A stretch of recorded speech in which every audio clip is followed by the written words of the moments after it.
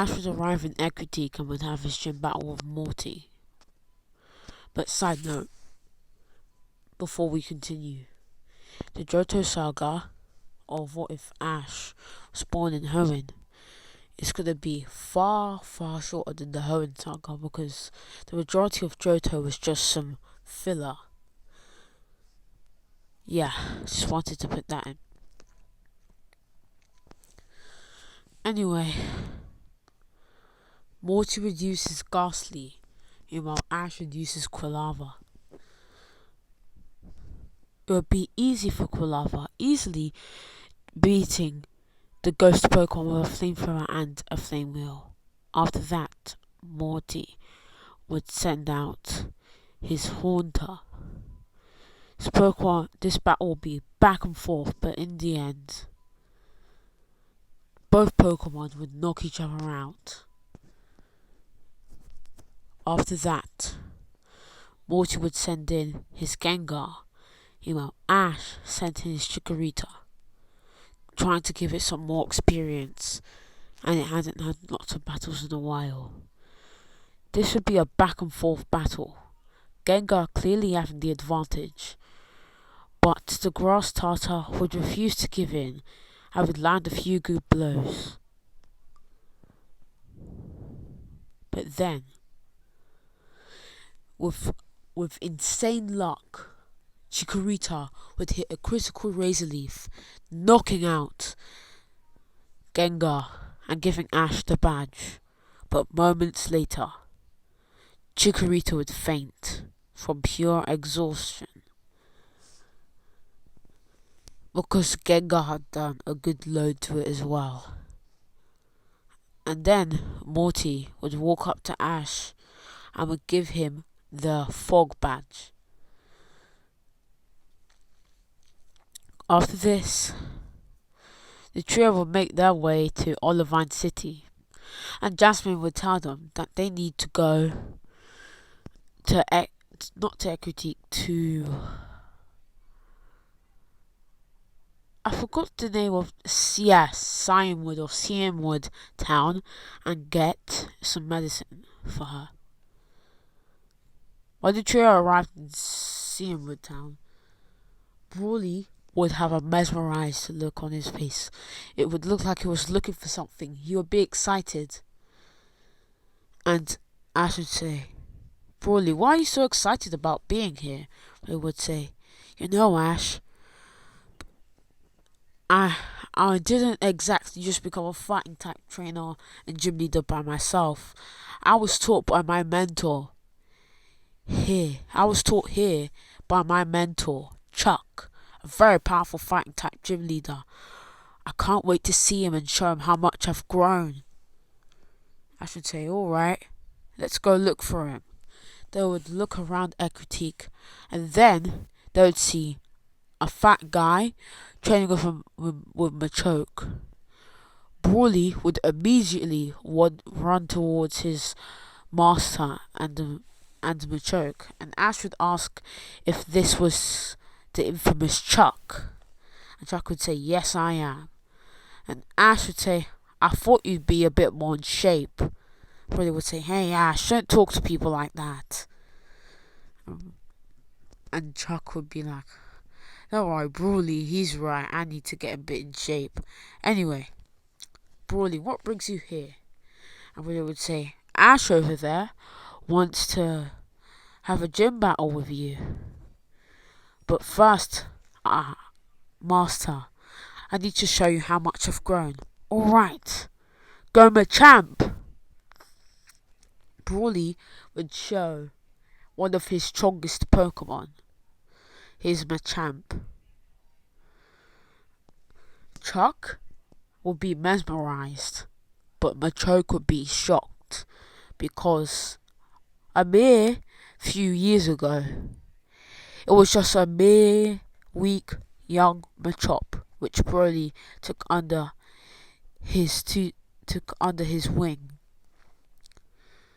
and it had evolved and even surpassed its master Machoke's strength or so it seemed to everyone who was there except Chuck and Machoke.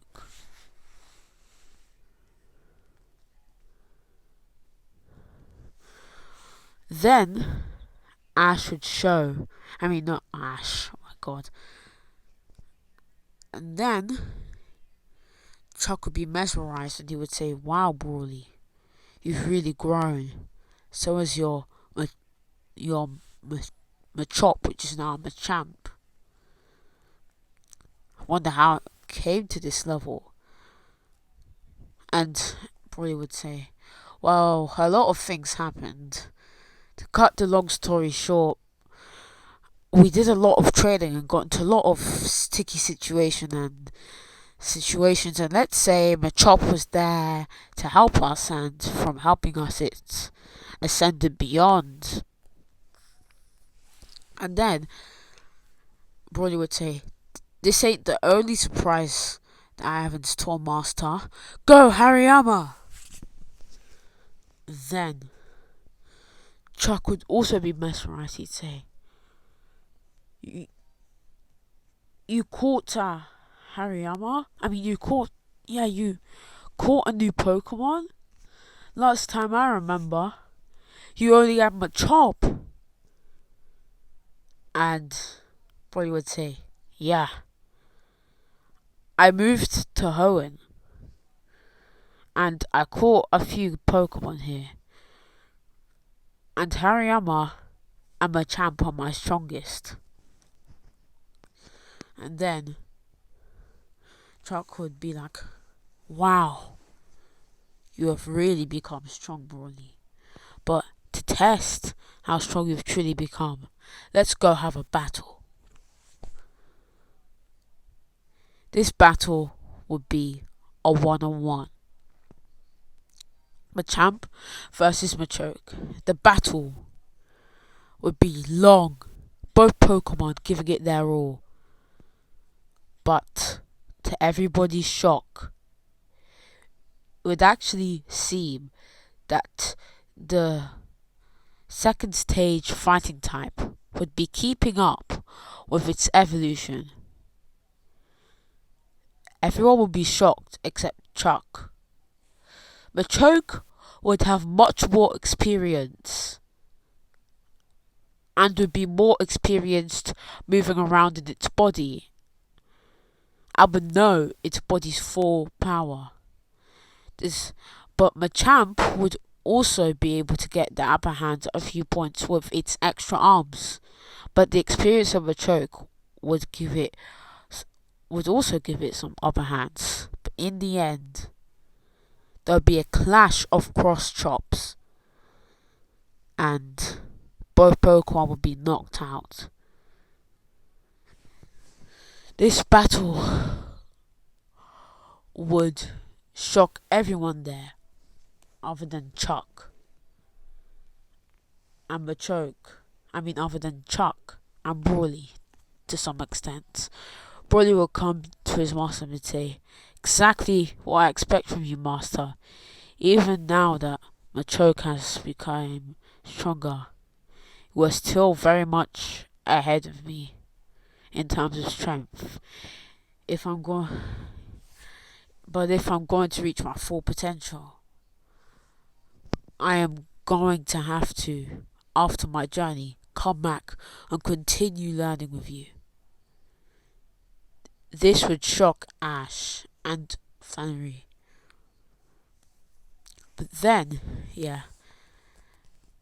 But this wouldn't really shock Ash too much, because he knew that Brawley had his own dreams and that he had his own ambitions, and Ash was alright with that. And then, the next day, Ash would have his gym battle with Chuck, with Ash using his Chikorita once again, trying to get some more success with it, since in the last gym battle it defeated Morty's Gengar.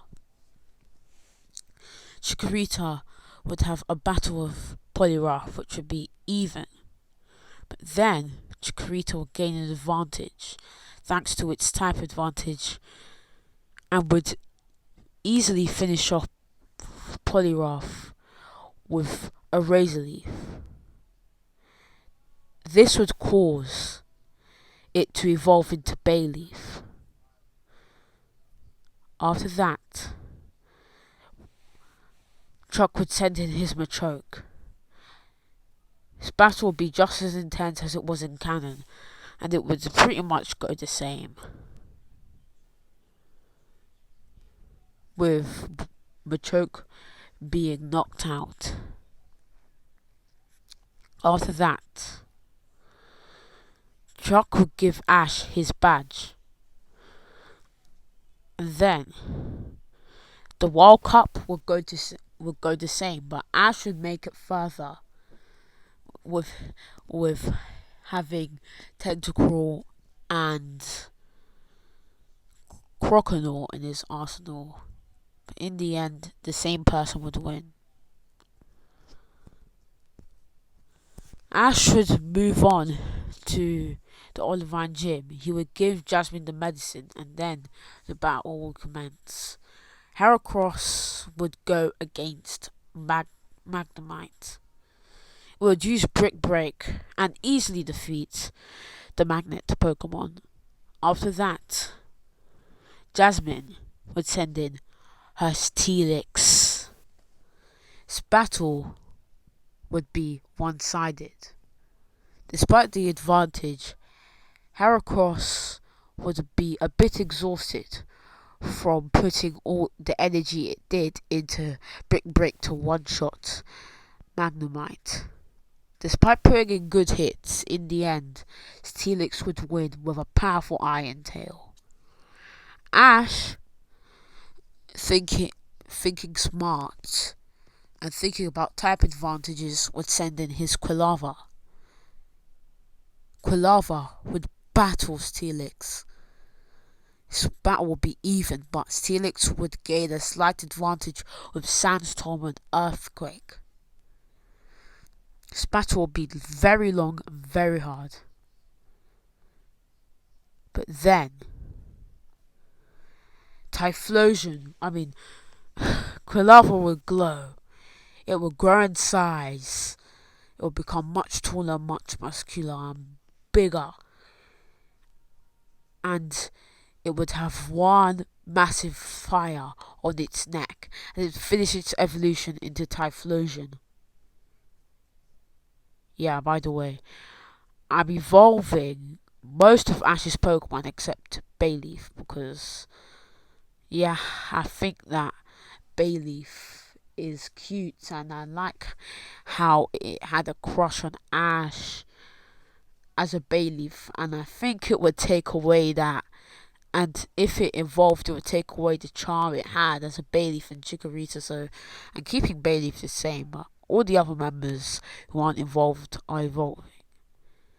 And also, in the original timeline, I saw no reason for Ash not to evolve Typhlosion and a lot of his other Pokemon. So later in the series, a lot more of his Pokemon are going to be evolving and reaching their middle stages of final forms. Mostly final forms, but anyway, going back to the battle. Typhlosion, with its newly learnt Fire Punch, would easily own Steelix with Flame Wheel and Fire Punch. Yeah. After that, Jasmine would give Ash the Mineral Badge. The Extreme Pokemon race would happen, but instead Ash would use Typhlosion, and Ash would win. If you don't believe why I'm saying that Typhlosion would beat Arcanine, look at the speed stats and tell me who's faster.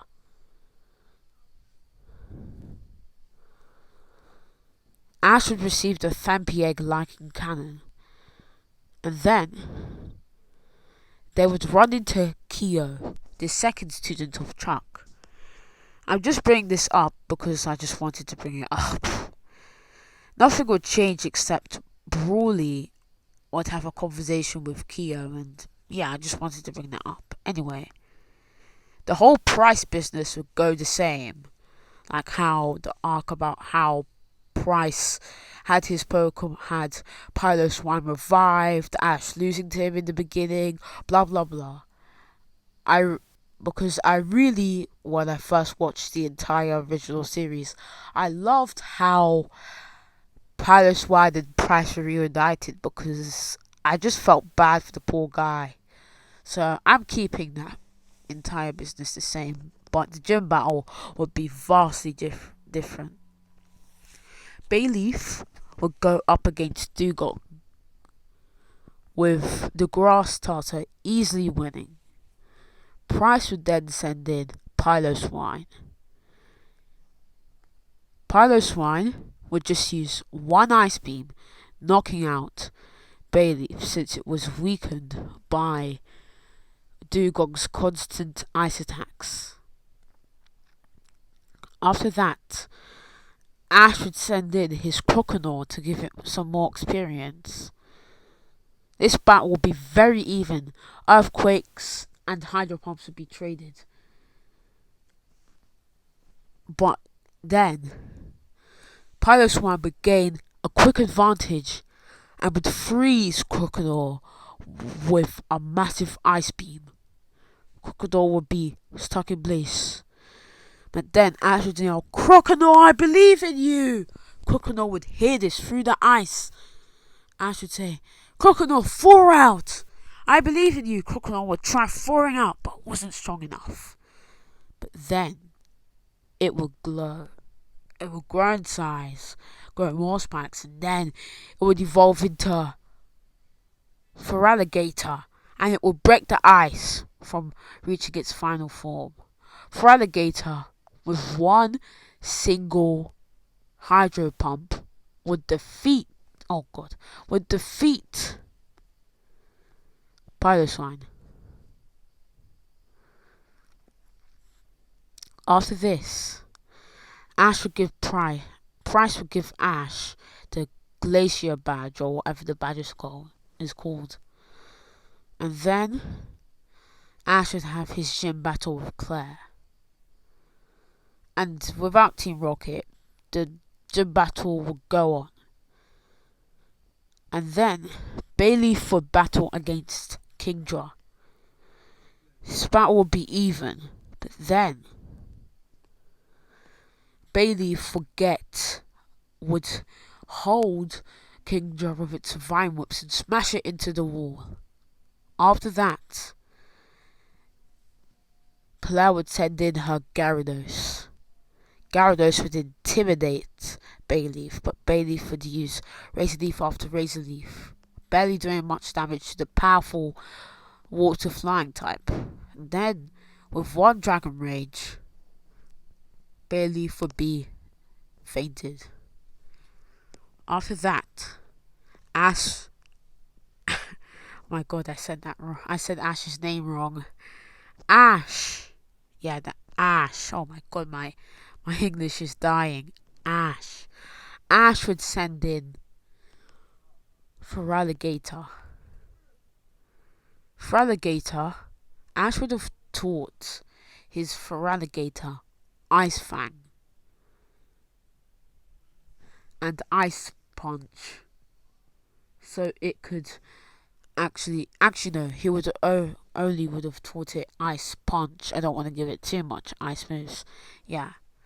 So, with one Ice Punch, Ash would freeze Gyarados, and it would be washed away with a single Hydro Pump. After that, Claire would send in her ace Dragonair. This battle would be very even. It would be back and forth, but then Dragonair would gain a slight advantage and would paralyze Feraligatr and would finish it off with a Dragon Rage. After that, Ash would decide to use his starter Pokemon, Aggron, seeing as he hadn't used it in a while, wanted to wanting to give it some more battling experience. Aggron. This battle will be very one-sided, with the experienced and powerful Aggron dominating the battle. Despite Dragonair being strong, it just wasn't quite on the level of the Steel and Rock Lizard type Pokemon, whatever Aggron is. And Aggron, with a few Rock Slides and a Metal Claw, would overwhelm Dragonair. Claire would give Ash the Rising Badge, and folks, that is the end of this part. The next part will be covering the Pokemon League. I chose not to cover the Pokemon League just to drag out this Johto saga, but like I said earlier, it's short. It's going to be very short, since most of Johto was just some filler. A very boring filler. Johto almost got me off of watching Pokemon, if I'm being honest. So, goodbye, and see you in the next part.